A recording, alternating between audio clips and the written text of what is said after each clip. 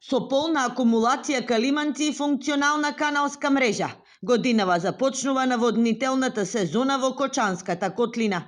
По повеќе од една деценија со специјална механизација, целосно исчистен каналот за наводнување во село Спанчево. Каналот е долг 11,4 километри со капацитет од 36 кубни метри вода.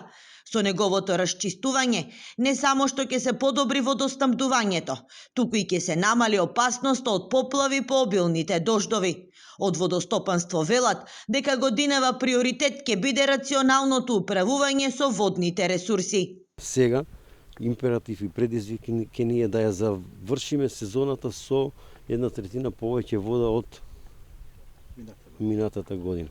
Односно од она што представува непотребно испуштање на водата да го нема и нема да го има ова сезона.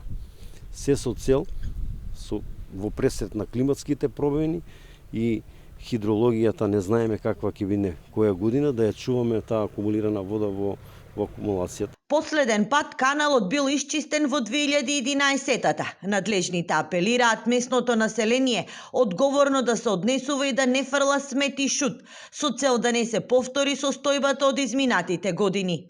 Од општина Чишиново Облешево пак најавија дека потегот покрај каналот во село Спанчево во наредниот период ќе биде хортикултурно уреден. Имаме идеја овој дел во соработка со водостопанство, по мислење дадени од Министерството за земјоделие, да пристапиме кон изградба на кеј на овој дел од каналот.